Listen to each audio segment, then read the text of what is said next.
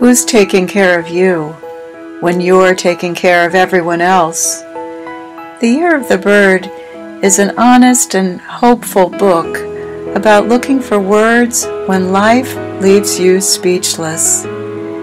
It's about the surprises that life can dish up: illness and aging, death and grief, planes crashing into buildings on a bright blue morning, those kinds of surprises.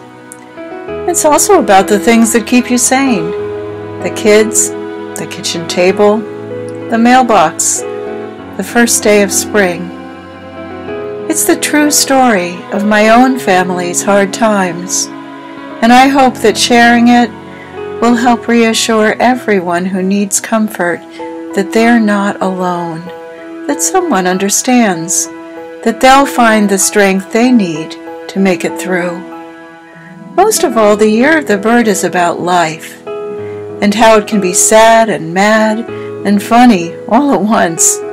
It's about love and loss and acceptance, and it's about a bird that flew into our lives and how we coped with it and with each other, for better and for worse.